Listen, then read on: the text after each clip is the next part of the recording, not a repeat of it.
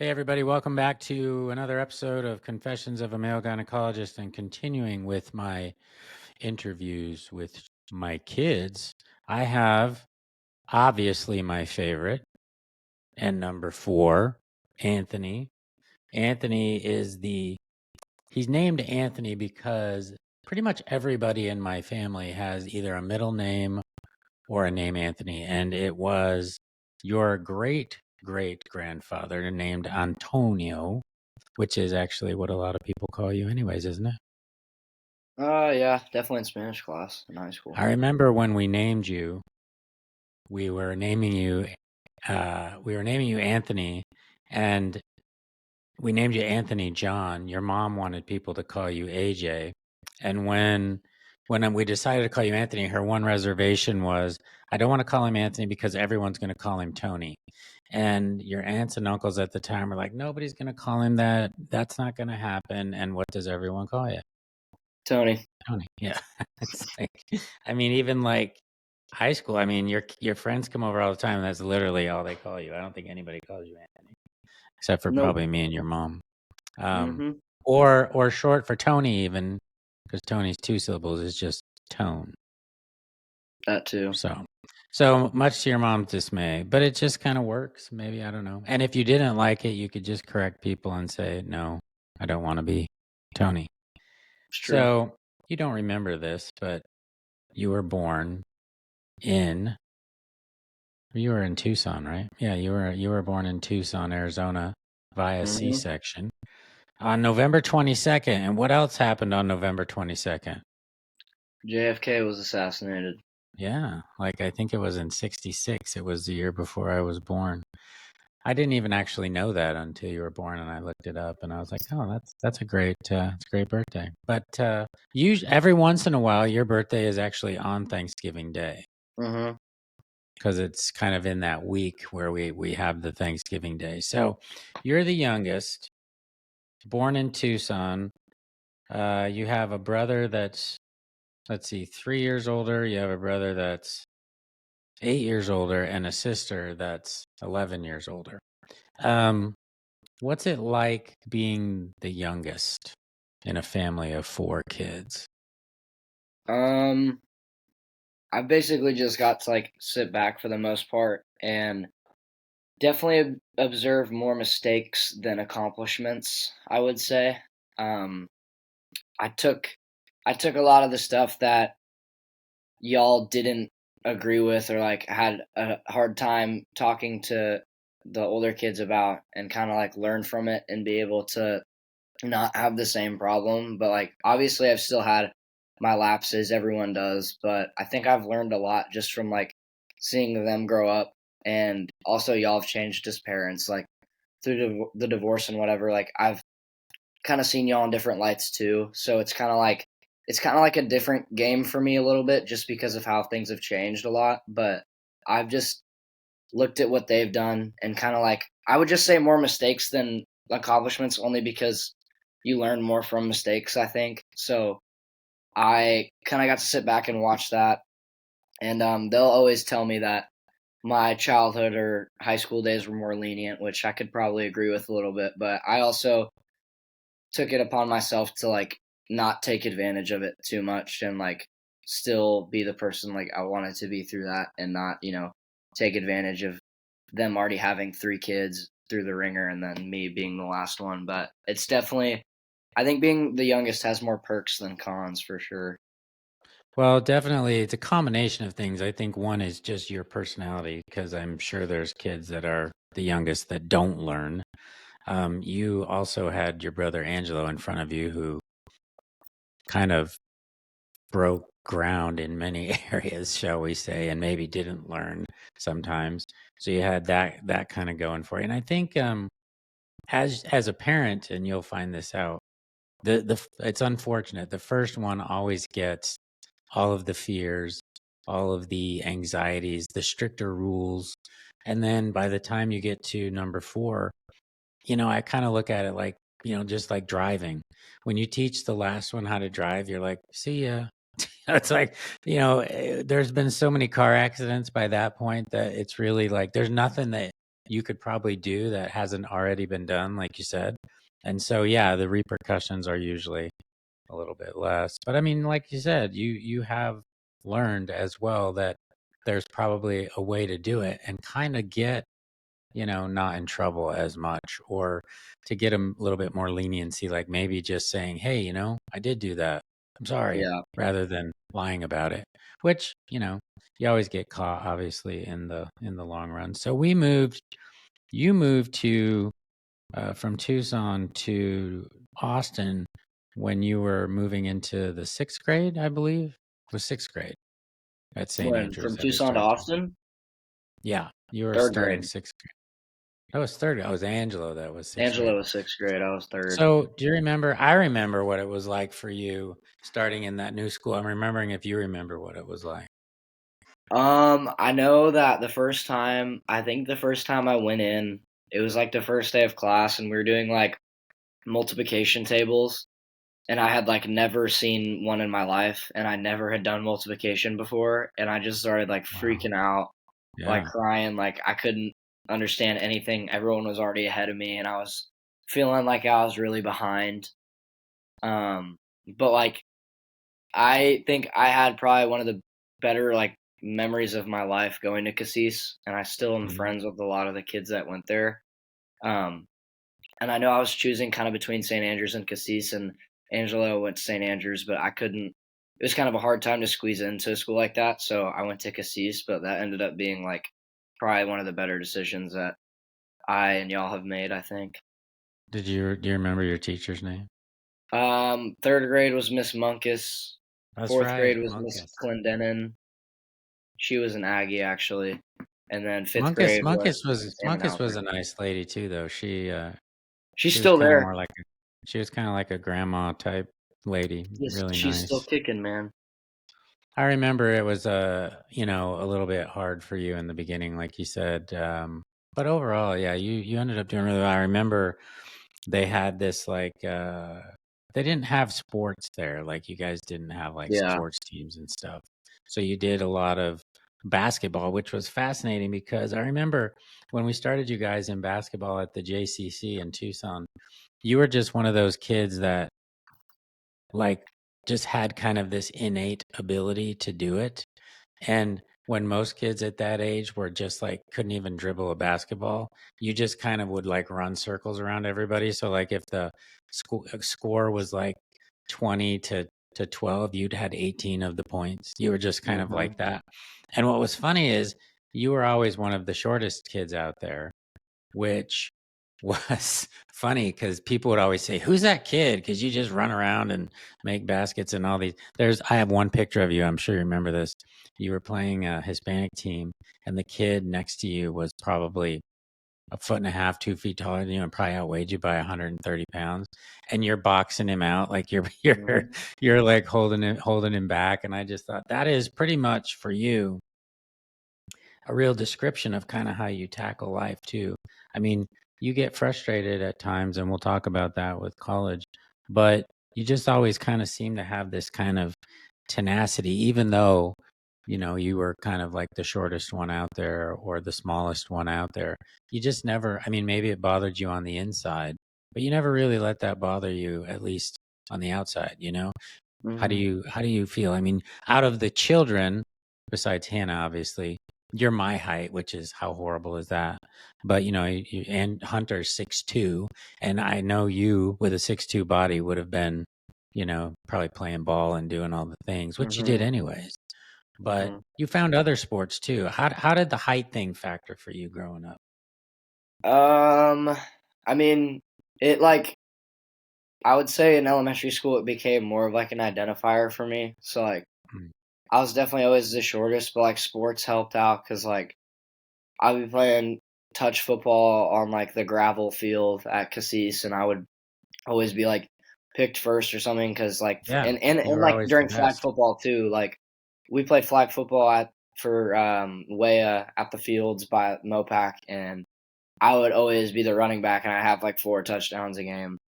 It was just like I don't know, when you're little and you're like a young kid, you can be really good at sports. But once you get older and kind of like tackle football, for example, like I always loved playing football, but then like right when I got to middle school when we started playing tackle, I was pretty small. So like I had to win certain battles, I would say. But like Hmm. you're kind of already defeated when people tell you you're like, "Oh, you're too short to play," or like you won't play in high school or whatever.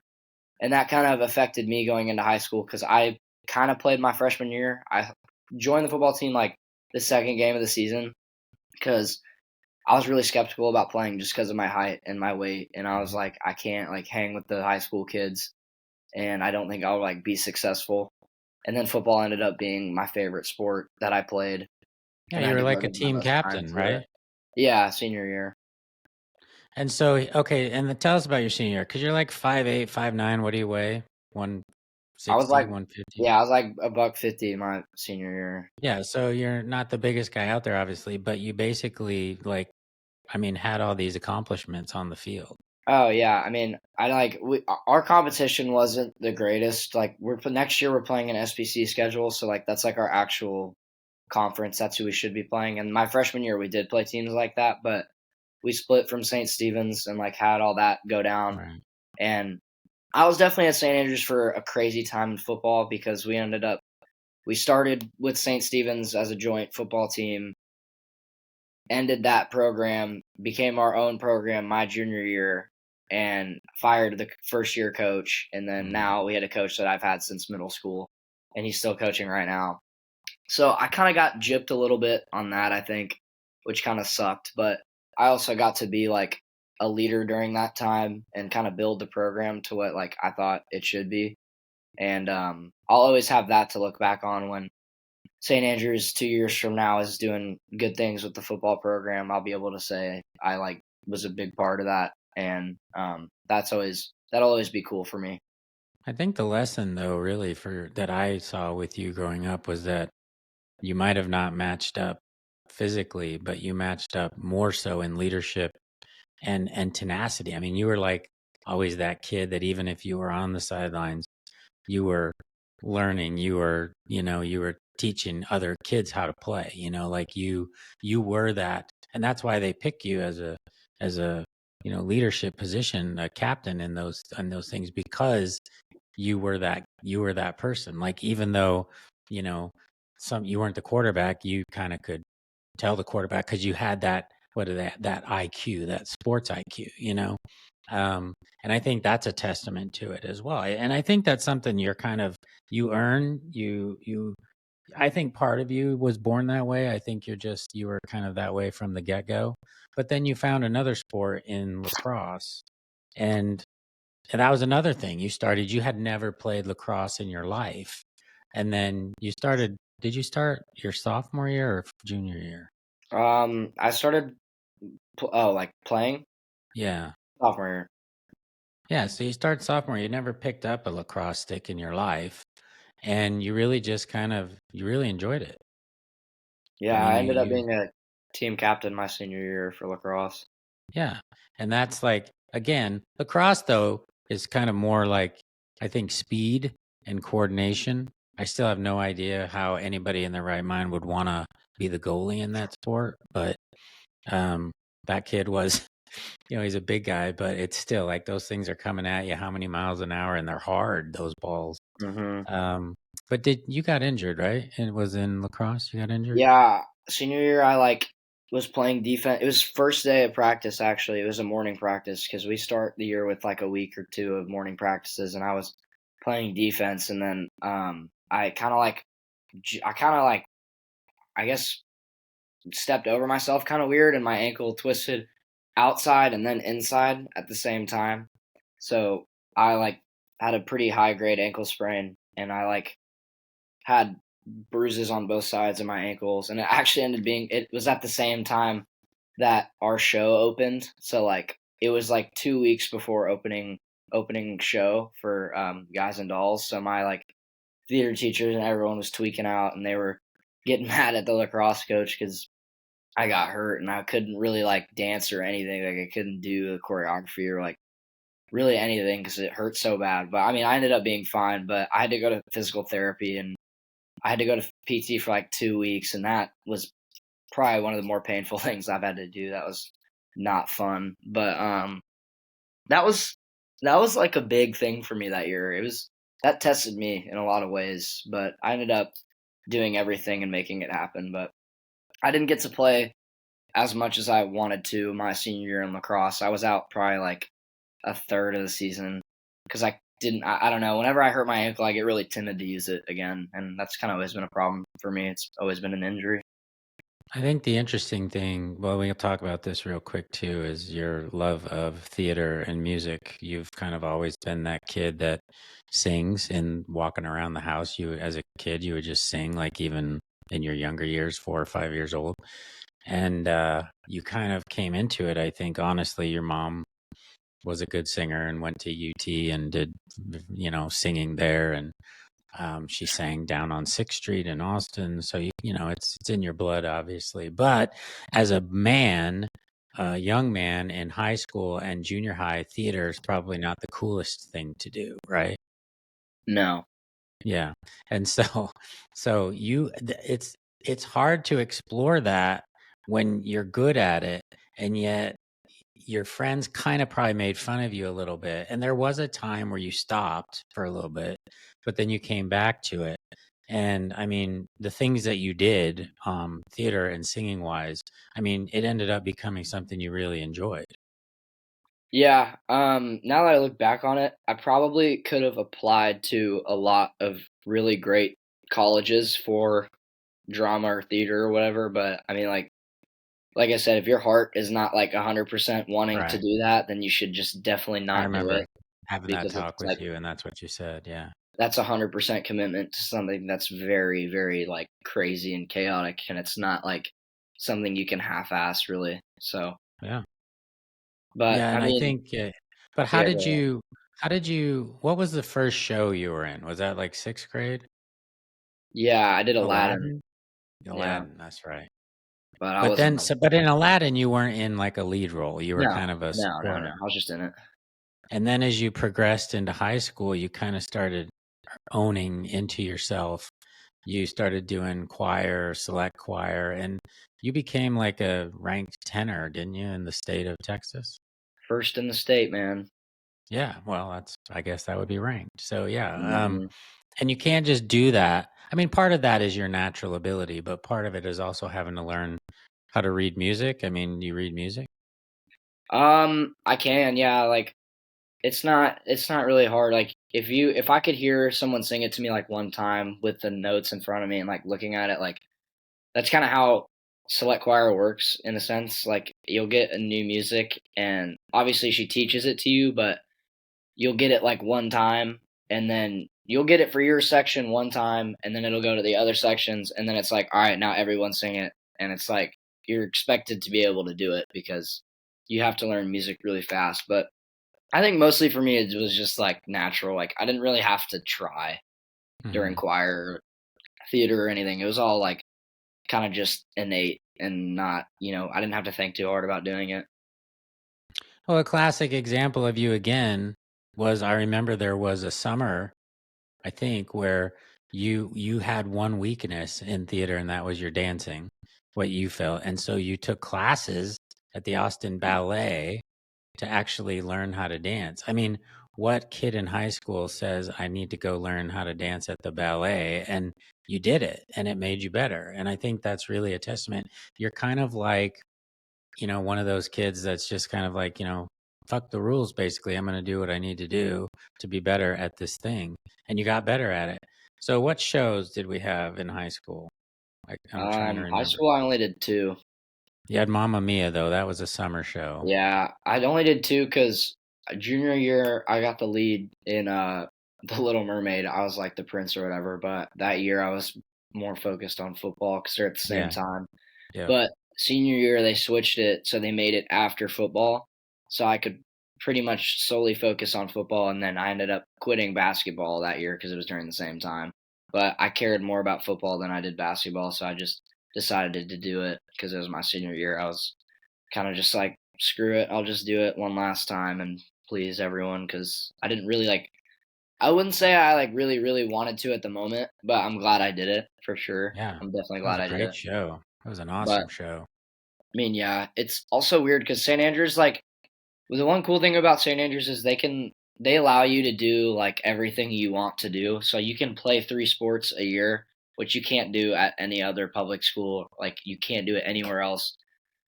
And you can play 3 sports, you can do musicals, you can be in the choir, but it gets tricky when you have to do, like, for example, basketball and the musical at the same time. Like, if I were to do that, I already wasn't getting like crazy minutes on the basketball team because we were recruiting and Hmm. getting better.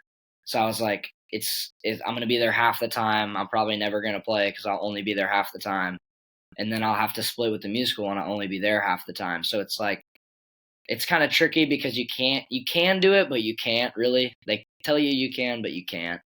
So you kind of just have to pick which one you feel more inclined to do, which was really tough for me to do because I really liked my coach for basketball and I wanted to play. But it's like you just have to. That's like a good a good learning moment, especially for college too, because like you just got to make decisions that are big and like sometimes you don't have a lot of time.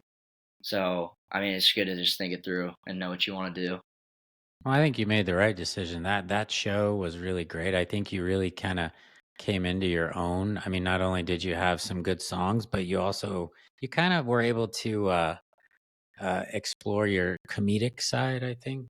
And I remember every time I'd sit next to people, um, they didn't know who I was, and they would always, be saying stuff about how good you were, and then if I, a typical father, I'm out there like I would always. You probably couldn't see me, but every time you would sing a song, and I'd see it 4 nights in a row or whatever, I would always like start crying, and people would ask me, "Is that your son?" And I'd be like, "Yeah," and they're like, "Do you sing?" And I'm like, "No."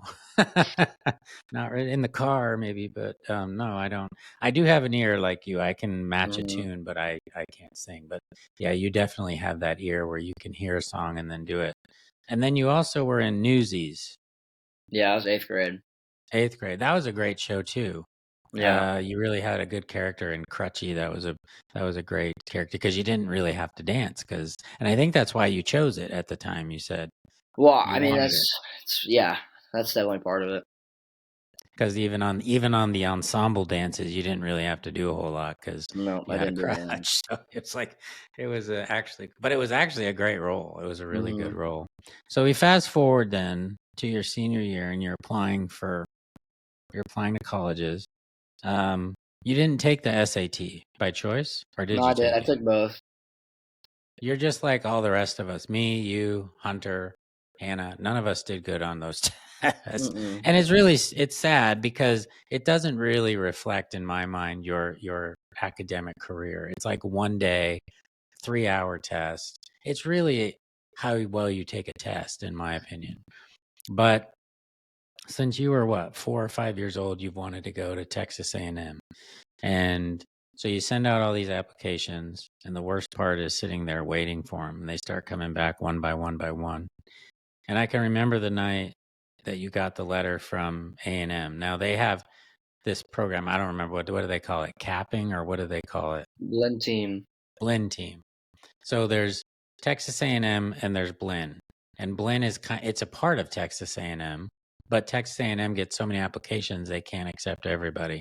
So they have this college called Blinn, and you got accepted to Blinn and not A&M outright, but you transfer into A&M your second year, which is what you're going to do.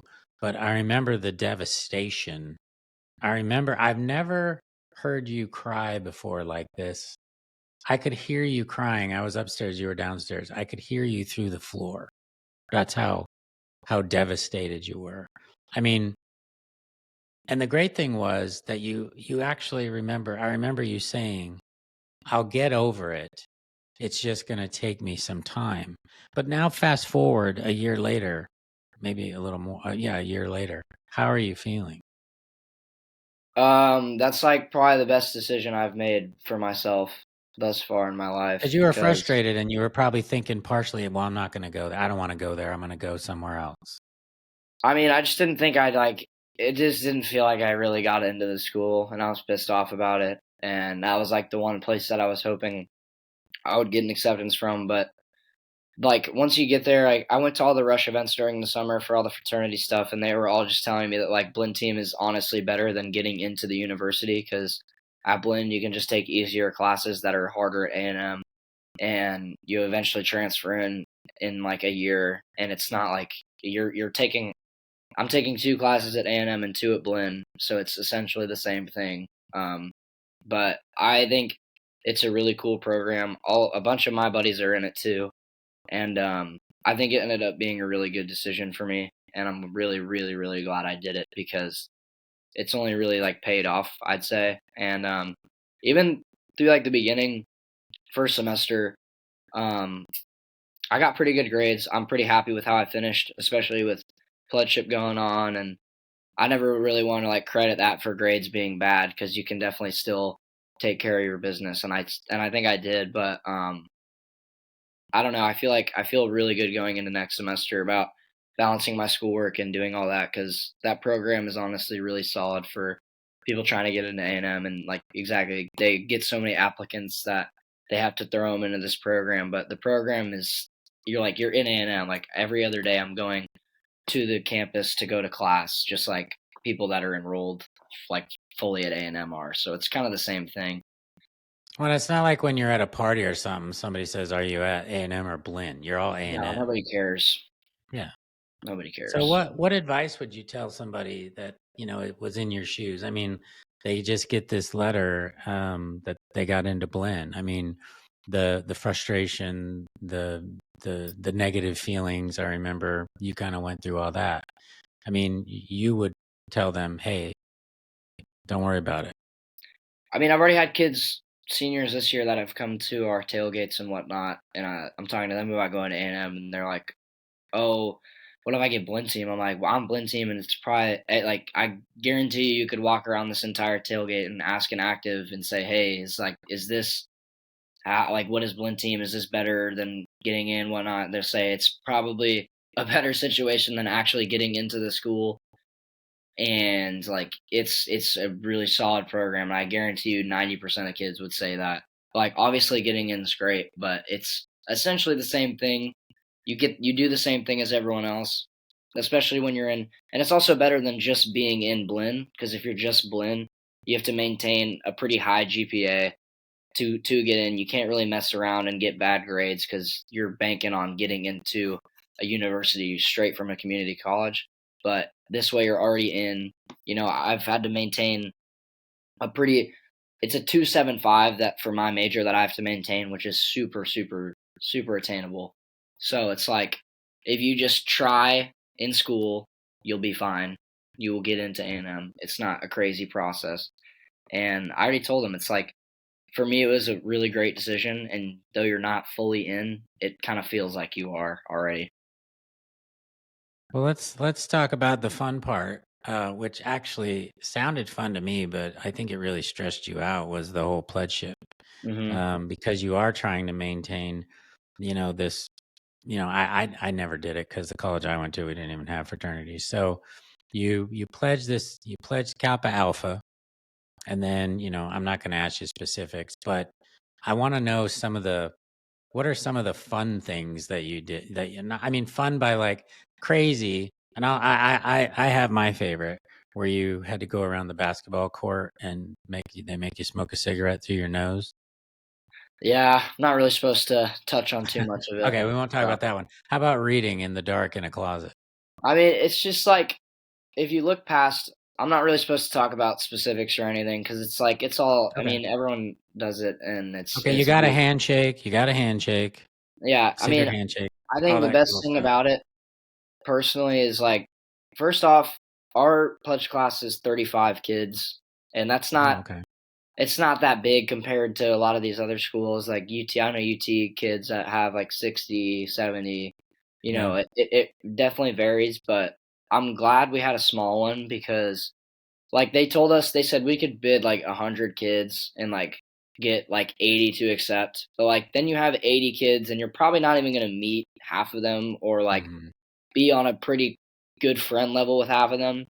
So, I mean, I think through all the things we did and just being around each other all the time and being kind of surrounded by each other like through hard things and through things that are it's kind of like football in my opinion. Like I think if you played football in high school, then pledship's pretty like easy because it's just like it's the same thing. It's just like all discipline.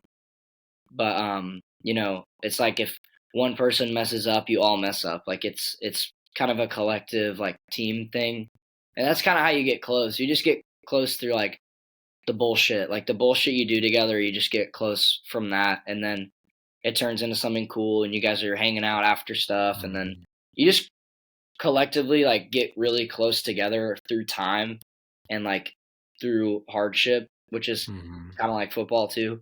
Just like when you lose a tough game or whatever, you're playing with your teammates, like you just get close through that experience, and it's kind of similar. So I mean, I've met I think some of my best friends that I'll meet in a long time, and I can Oh, tell yeah. that the people that I've met Mhm. are already going to be really long-term friends and probably for the rest of my life. And I already have they are from mostly from Houston, so I already have connections with kids that are at UT that are in similar fraternities to their friends, and it's like I don't know, it's all kind of connecting together. It's the dots are kind of connecting for people I know, and it's kind of cool.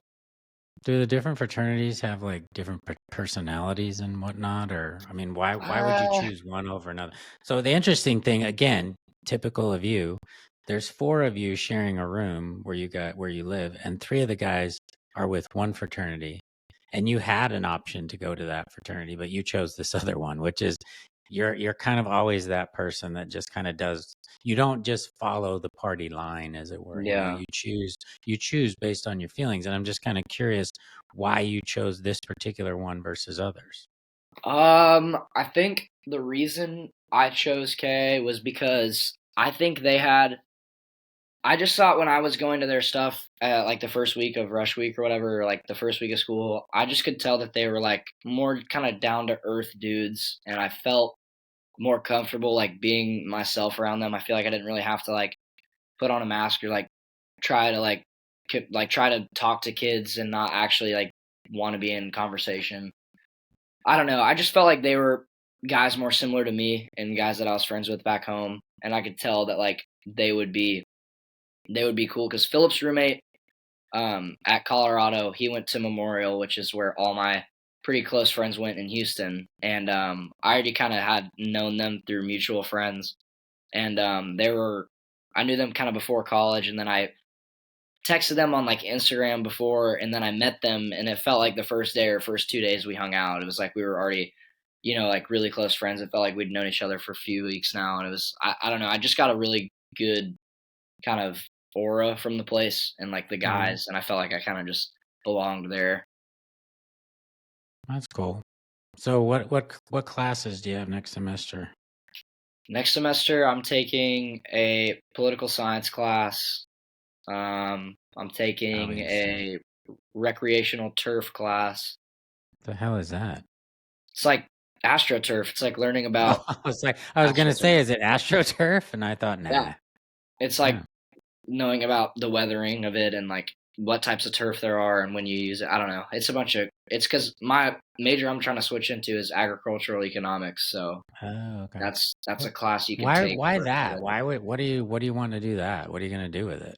I mean, honestly, one of the main reasons I chose it is because the agricultural business is you have to maintain, I think, a 3.0 around there. But I could honestly end up doing agricultural business if I maintain my GPA above a 3.0 still, which I did this year. So, but ag econ's like a 2.75.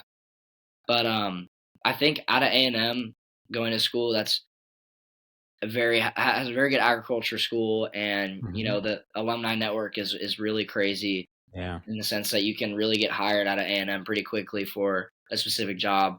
And I think agriculture will be a good way for me to network with people at A&M and get hired pretty close out of college. And then also economics, can serve you well in a lot of different areas as well as business. So I always kind of wanted to be on that side of things too. Well, let's fast forward to next November. Texas A&M plays UT. A Yeah. house divided. Your mom went to UT. How's this gonna go down? I just wouldn't want to be a pledge for that game. That's for sure. Well, if they Um, win, the pledges will be fine. But if they Yeah, I lose, mean, yeah, it's that game is. I mean, we haven't played Texas in 20 plus years, so I mean, it's gonna be a freaking like that's probably gonna be the most attended game in Kyle Field history. Like Oh, it's a it'll home break game. records for sure. It's a home game for us, but I mean, we just went through all this like BS with coaching and everything, and we're losing players left and right. So Texas looks pretty solid to win against us next year. I'm not Well, gonna I lie. wonder if they're gonna have Arch Manning playing at that game or if it'll be Yeah, yours still. it's that game is that's gonna be the loudest game I'll ever go to, probably out of any sporting event And in you will be Texas. sitting in the comfort of your box seat, I'm sure, Hopefully, because that's the he. plan.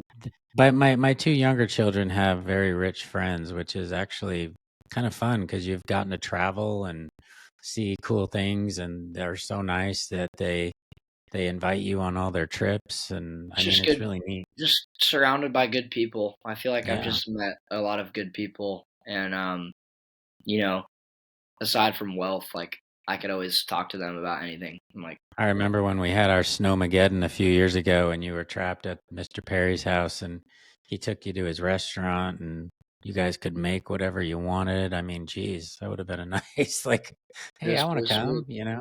It was sweet. Angelo's flown to the Bahamas with Mrs. Kendra Scott and her family. I mean, it's like you guys have really run into some pretty phenomenal. Well, you know, they're successful, and I think that's great. You surround yourself with successful people, and it's hard not to be successful in and of itself. You know, so let's at last question. Where do you see yourself at age 26 ish?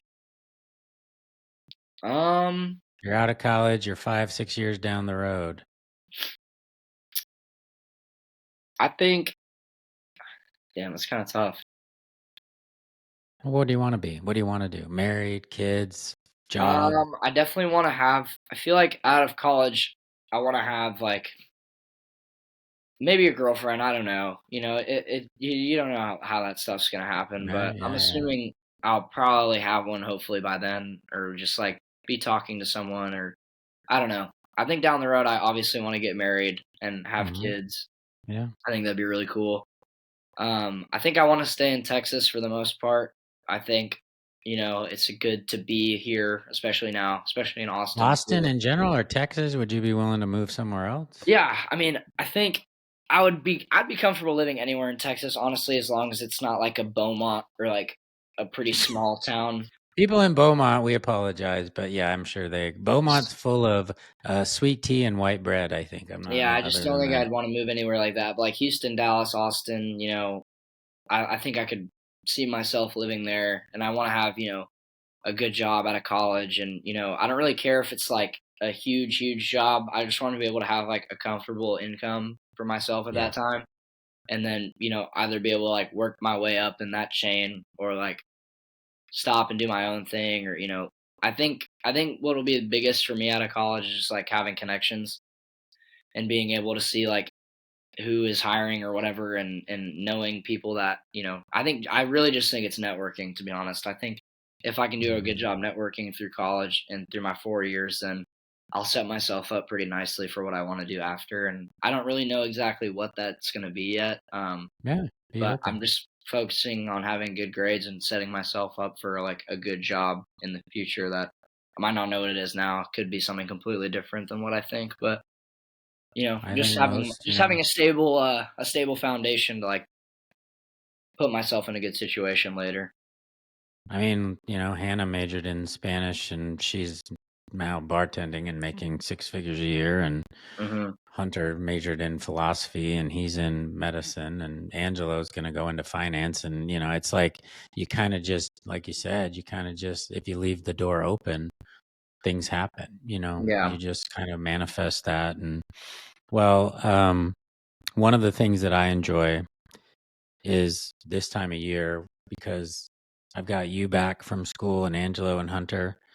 Hannah's choosing to make money, which is probably a smart decision. But like Mhm. tonight, I get to have dinner with you guys, and it's really enjoyable for me. I want to tell you as we close here that out of all the children, I joked about you being my favorite, but I will say that I'm extremely proud of you for overcoming, as we talked about, a lot of the, just not adversity per se, but difficult things, and for turning those around and becoming the leader I remember you as a younger kid, your brother's a redhead, and people would call him Ginger, and you were this little 6-year-old, and you would want to fight people. You'd want to like take them on because Angelo was your brother. And you've just always had that kind of tenacity. The dark side of that is sometimes you're a little harsh on yourself. But I think sometimes when you're harsh on yourself, you turn that around and you're like, you know what? I'm not going to do this. I'm going to be something else. So I have absolutely no doubt that you're going to be super successful, and I'm excited for you, and I'm excited to see what you do. And I know your mom and I love you very much. Thanks, Dad. Thanks for taking the time to do this. I'm sure it was like pulling teeth, but we finally got you on camera, and you're not hungover being a college kid, so that's good. And you're not sick. You've been sick for a long time, just head cold and whatnot. So thanks a lot. I'll see you at dinner tonight. Love you. Love you too. Bye. Bye.